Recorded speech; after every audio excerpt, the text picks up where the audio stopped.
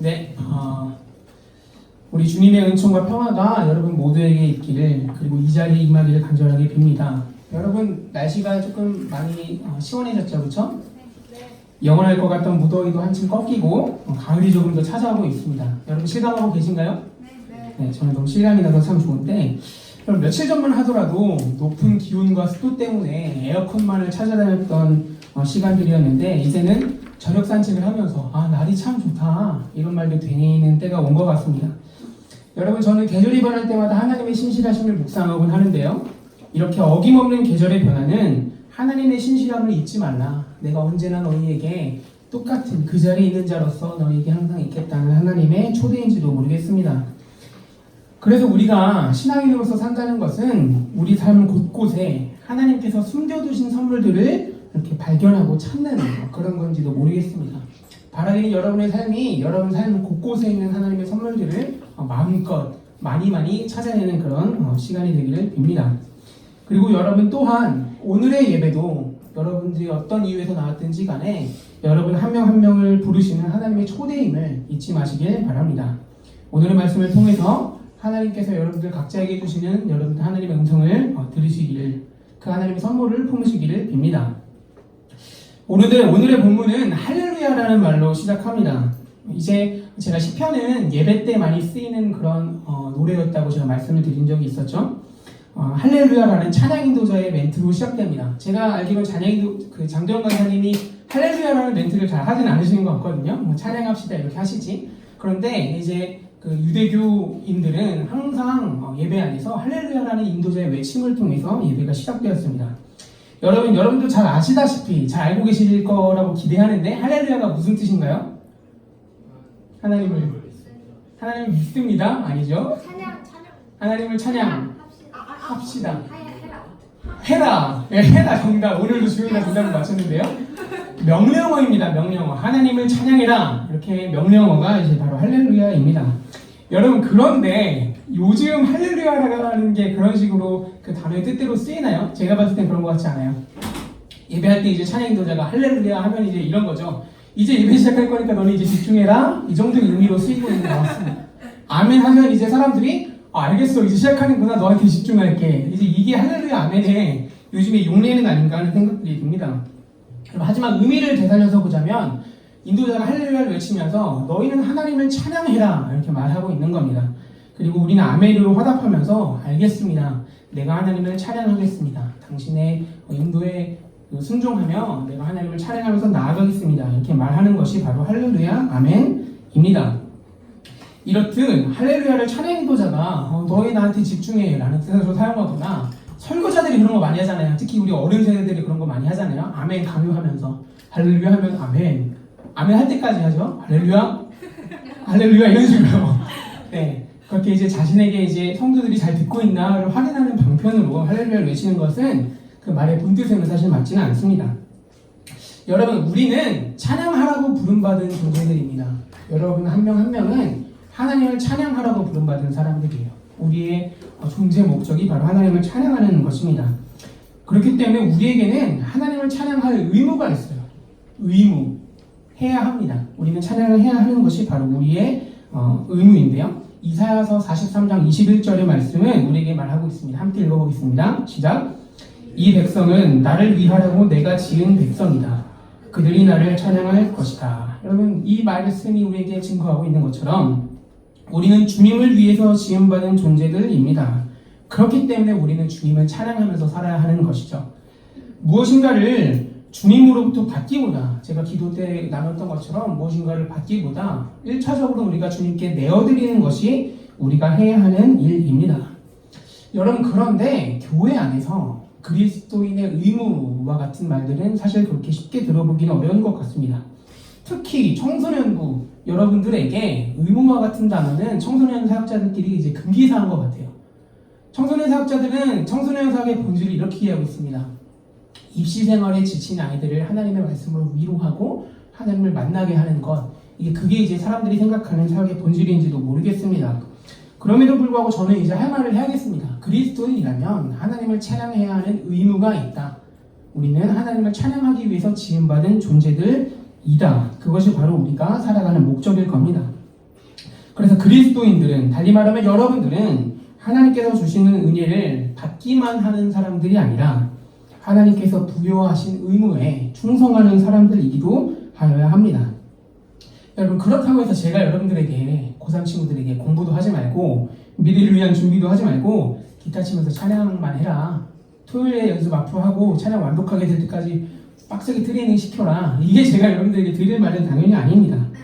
그것은 우리가 찬양하는 것이 그 의미가 얼마나 풍성한지를 몰라서 하는 얘기예요. 제가 작년에 경배와 찬양에 대해서 설교하면서 드렸던 말씀이 있는데, 찬양과 노래 하면서 제가 이제 그 벤 다이어그램을 이렇게 PPT로 보여드렸던 적이 있거든요. 우리가 생각하는 찬양은 뭐냐면 교회에서 부르는 노래가 우리가 생각하는 찬양이에요. 교회에서 부르는 노래. 그리고 또 조금 더 나아가면 하나님을 찬양하는 뭐 의미, 이런 뭐 말의 본뜻은 그렇지만 우리는 교회에서 부르는 노래를 찬양이라고 생각하는 것 같습니다. 여러분, 그렇지 않나요? 제가 이런 얘기를 들었던 적이 있어요. 제가 모교회에서 찬양 인도를 할 때 우리 이 노래로 함께 하나님을 노래했으면 좋겠습니다, 이렇게 얘기를 했는데 앞에 앉으셨던 권사님께서 노래가 아니라 찬양이지, 이렇게 얘기했어요. 그러니까 노래라는 표현은 뭔가 불경건해 보이고 교회에서 쓰면 안 되는 표현처럼 생각하고, 뭐 찬양이라는 단어를 무조건 써야 된다는 게 이제 우리의 인식인지도 모르겠습니다. 하지만 그것은 우리가 찬양이라는 단어의 뜻을 몰라서 하게 되는 오해입니다. 찬양은 하나님, 그리고 하나님께서 만드신 모든 것들, 그리고 하나님께서 행하신 모든 일들을 즐기는 것, 누리는 것, 기뻐하는 것이 바로 찬양입니다. 그 다음 PPT 보시면 좋을 것 같은데요. 날이 참 좋다는 찬양도 우리는 하나님께 드릴 수 있어요. 제가 지난주 금요일에 산책을 하면서, 낙산공원을 산책하면서 날이 너무 좋다, 그것은 제가 하나님께 드리는, 의도하든 의도하지 않았든 제가 하나님 앞에 내어드리는 가장 훌륭한 찬양입니다. 이 좋은 날을 주신 하나님을 생각하면서 날이 참 좋다, 하나님께서 허락하신 것들을 즐기고 누리는 것. 그 다음에 비가 오는 날, 제가 비가 오는 날을 엄청 좋아하는데 온 세상이 새로워지겠구나 라는 찬양을 하나님께 내어드리는 것이죠. 단순히 교회에서 부르는 노래가 아니라 살면서 마주하는 모든 일들을 즐기고 기뻐하고 누리는 것이 바로 찬양입니다. 그리고 또한 때때로 우리는 하나님께서 정말로 행하셨다고 고백할 만한 일들을 마주하기도 합니다. 제가 고등부 사역자로 오기 전에 청년부 사역자로 남으려고 가진 노력을 했지만 제 뜻보다 이제 하나님께서 저를 이곳으로 인도하셨죠. 돌아보니 저는 이것이 정말로 하나님의 뜻이었다고 고백합니다. 자기의 삶의 어떤 순간순간들마다 하나님께서 정말로 행하셨다고 고백하게 되는 일들이 있잖아요. 그것들 또한 우리가 하나님께 내어드리는 찬양인 거죠.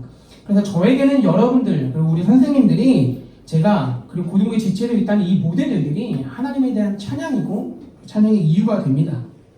이렇듯 다시 한번 말씀드리자면 만물을 누리고 만끽하는 것, 주님께서 행하신 일들을 기뻐하고 높이는 것이 바로 찬양입니다.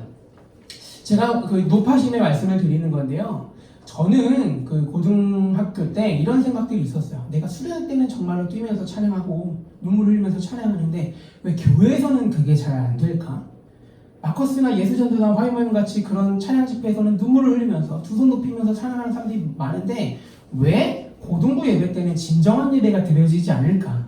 저는 그래서 손을 높이고 이렇게 하는 것만이 진정한 예배라고 생각했던 것 같습니다. 하지만 지금 생각하면 그것은 진정한 찬양과는 거리가 조금 멉니다. 여러분, 고등부가 마커스나 제이어스의 찬양 집회와 같이 뜨겁게 다들 여러분들 막 눈물 흘리고 다 같이 손 들고 찬양하는 분위기는 솔직히 아니지 않습니까? 그렇다고 그것이 여러분들이 하나님 앞에 내어드는 진정한 찬양이 아닌 것은 아니에요. 조금 비판적으로 말하자면 그렇게 많은 사람들이 모여있고 훌륭한 음향시설을 갖추고 조명이 이렇게 분위기를 형성하는 곳에서 그렇게 찬양하는 것은 너무나도 쉬운 일이에요. 분위기나 모든 음악, 베이스 그런 것들이 우리를 하나님께로 이끄는 것들이 분명 있거든요. 그것은 우리가 하나님께 내어드리는 마음의 문제가 아니라 심리작용의 문제인 거예요. 그런 거 있지 않습니까? 장례식장에 가면은 곡소리만 들어도 눈물이 날 때가 있어요. 내가 죽은 사람이 누군지도 모르는데 때때도 눈물 흘리는 그런 순간들이 있잖아요. 마찬가지로 이제 그런 식의 심리작용들은 꼭 교회나 진정한 찬양 집회에만 있는 것이 아니라 어디나 있을 수 있는 일입니다. 그렇기 때문에 우리가 하나님께 내어드리는 그 마음이나 어떤 우리가 손을 들고 찬양하는 것, 박수치고 춤추면서 찬양하는 것을 가지고 진정하다, 진정하지 않다라고 이렇게 재단하는 것은 저는 옳지 않다고 생각합니다. 특히 올해처럼 하울이 고3으로 많이 채워진 이런 해가 없는 것 같은데요. 고3으로서 시간을 내서 아침 8시 반쯤 오죠? 8시? 네, 30분 큰 차이죠? 8시까지 고3 친구들이 와서 자신의 시간을 떼어놓고 잘 수 있는 시간을 떼어놓고 하나님 앞에 예배를 준비하는 것이 가장 위대하고 진정한 찬양이 아니고 무엇이겠습니까? 여러분들에게도 마찬가지예요. 교회에 나온다는 것이 쉽지 않은데 우리가 이곳에 나와 하나님 앞에 마음을 내어드리면서 나온다는 것 자체, 입을 열어서 하나님을 고백한다는 것 자체가 진정한 찬양이지 분위기나 우리의 어떤 모습을 통해서 드러나는 것이 진정한 찬양의 여부라고 보기는 어렵습니다. 성서에서 등장하는 찬양은 주로 감사와 함께 등장합니다. 오늘의 본문에서도 할렐루야 다음에 바로 주님께 감사하여라라는 말이 있습니다. 찬양은 언제나 항상 감사와 함께 등장합니다. 찬양과 감사는 밀접한 관련이 있는 겁니다. 찬양이라는 말의 여러분 사전적인 의미가 뭐냐면요. 누군가가 무엇인가를 행했는데 그것을 기리고 기뻐하는 것이 바로 사전적인 의미예요. 기리고 드러내는 것. 그러니까 누군가가 뭔가를 해야 돼요. 그래서 그 한 것을 내가 보고 기뻐하고 이제 감사하는 것이 바로 찬양인 겁니다. 우리가 찬양을 하는 것은 1차적으로 하나님께서 우리 안에 무엇인가를 행하셨기 때문이에요. 우리 사실 여러분 그렇지 않아요?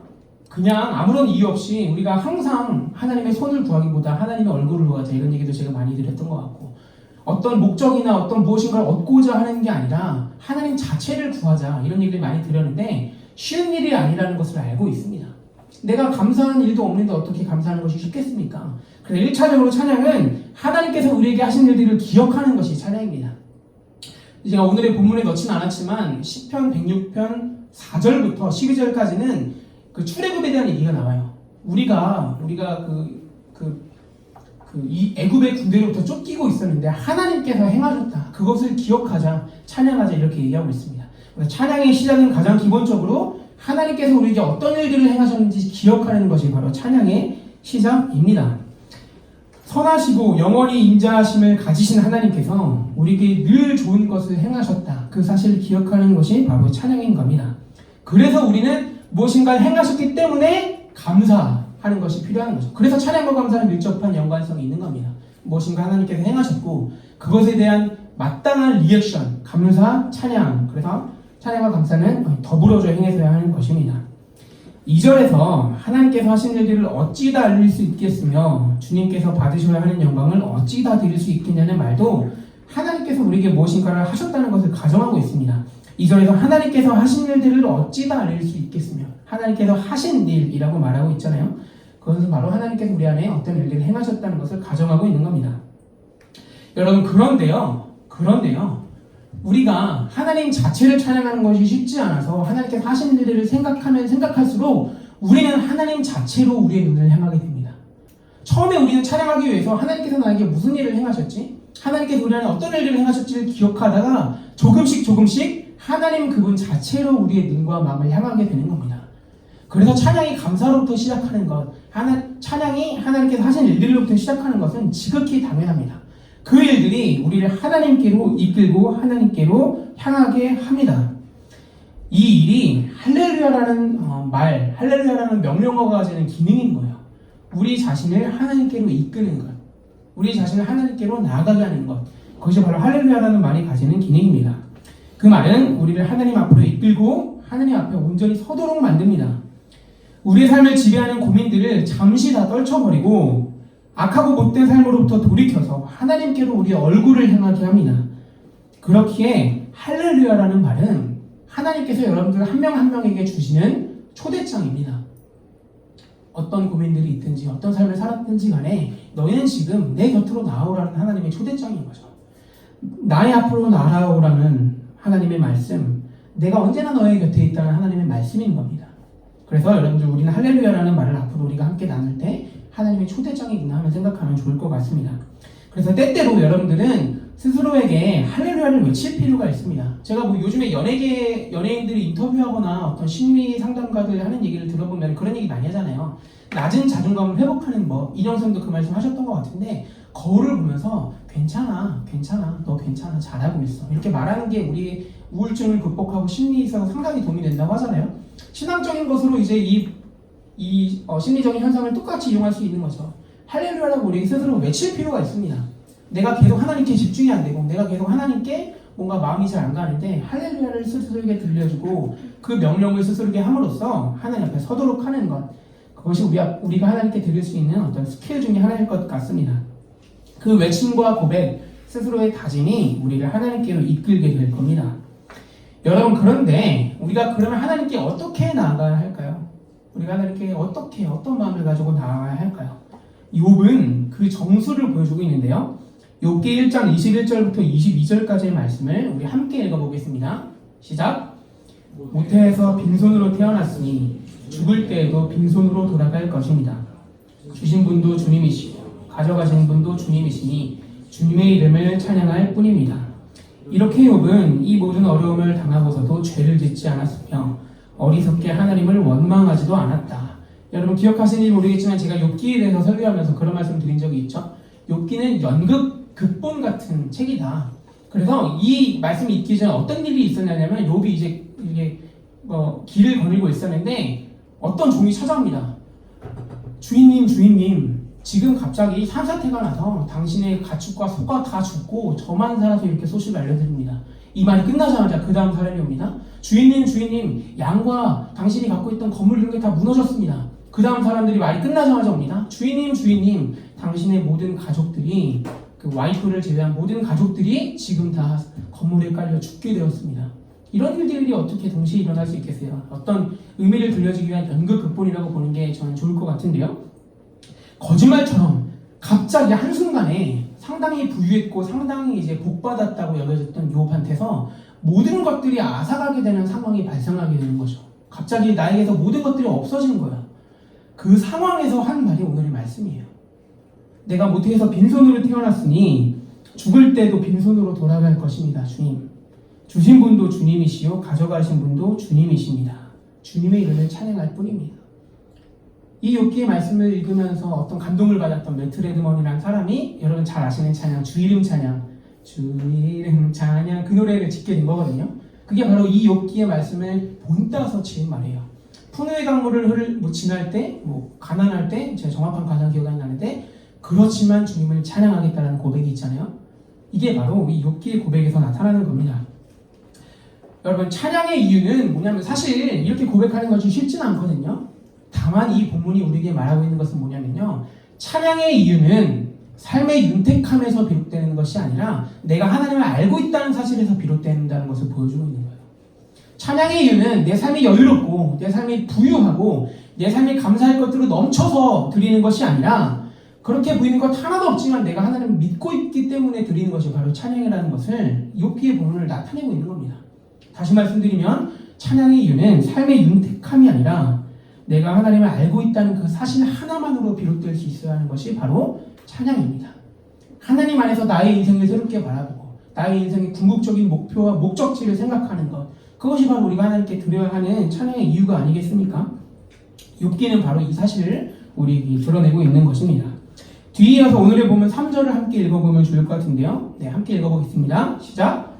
공의를 지키는 이들과 언제나 정의를 실천하는 이들은 복이 있다. 제가 공의와 정의에 대해서 자주 말씀드리지만 그래서 갑자기 찬양하라는 오늘의 본문에다가 갑자기 어떤 본문을 끼워 넣은 게 아니라요. 오늘의 본문 뒤이어서 바로 3절에 이런 말씀이 등장하고 있습니다. 하나님을 찬양하고 감사하라. 그 행하신 일들을 어찌 우리가 다 고백할 수 있겠냐. 뒤에 바로 공의를 지키는 이들과 언제나 정의를 실천하는 이들은 복이 있다고 오늘의 본문이 얘기하고 있습니다. 여러분, 하나님 앞에 선 사람들, 할렐루야라는 음성에 순종함으로써 아멘함으로써 나아가서 하나님 앞에 선 사람들은 하나님의 마음에 깊이 접속되게 되어 있습니다. 자신의 생각이나 자신의 어떤 방향성 그런 것들보다 하나님의 마음이 무엇인지를 헤아리고 그 마음에 깊이 접속되기 마련입니다.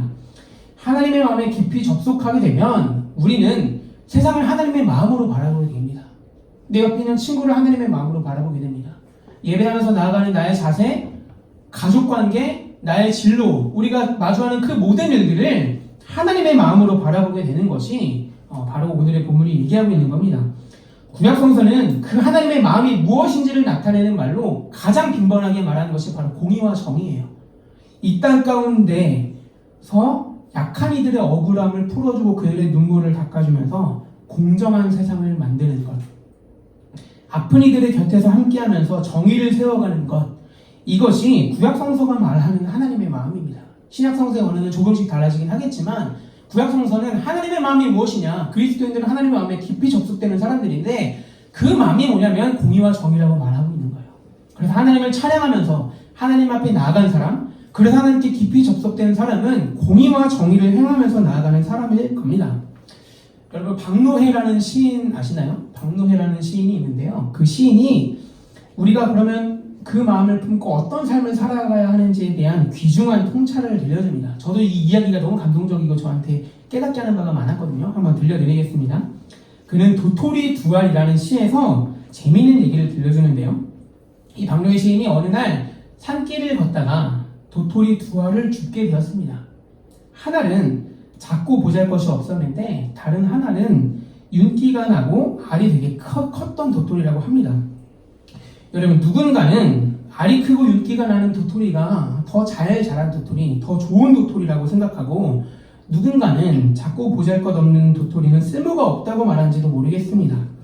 여러분 하지만 시인은 도토리에게 정말로 중요한 것은 뭐냐면 윤기 나고 알이 큰 것이 아니라 참나무가 되는 것이라고 말하고 있어요. 여러분 도토리에 있어서 중요한 것은 뭐예요? 도토리가 참나무의 씨 같은 거잖아요. 도토리에게 중요한 것은 온전한 참나무가 되는 것이 얼마나 더 큰가, 얼마나 더 윤기 나는가, 얼마나 더 보기 좋은가가 아니에요. 윤기 나고 알이 큰 도토리는 다람쥐나 들짐승에게만 중요하고 그들에게만 필요할 뿐이지 참나무가 되는 데에는 하나도 중요하지 않습니다. 이게 우리가 찬양하면서 우리가 인생의 가장 중요한 목적, 하나님의 뜻을 행하면서 나아가는 데 있어서 들려주는 가장 중요한 이야기라고 저는 생각합니다. 도토리에게 있어서 가장 중요한 것은 참나무가 되는 것처럼 우리에게 가장 중요한 것이 무엇인지를 끊임없이 우리는 상기하고 생각할 줄 알아야 합니다. 여러분들의 인생에 있어서 가장 중요한 것이 무엇입니까? 우리의 인생에 있어서 가장 중요한 것이 무엇인가요? 아까 말씀드렸던 것처럼 기독교는 하나님을 찬양하는 것이 우리의 삶의 목적이라고 얘기하고 있습니다. 우리에게 가장 중요한 것이 무엇인지를 생각하고 그것을 붙드는 것만큼 중요한 일은 없습니다. 그런 의미에서 저는 죽음을 생각하는 것이 오늘을 살게 하는 데 큰 도움을 준다고 생각하고 자주 그런 생각을 하는데요. 그런 질문 드려볼 수 있잖아요. 내가 내일 죽게 됐어요. 어떤 그런 가정을 해볼 수 있겠잖아요. 내가 내일 죽는다. 그래서 나에게 남겨진 하루가 바로 오늘밖에 없다면 나는 무엇을 할 것인가? 그 일이 바로 우리가 살면서 붙들어야 하는 가장 중요한 일일 겁니다. 그 일이 바로 우리가 행하면서 나아가야 하는 일일 겁니다.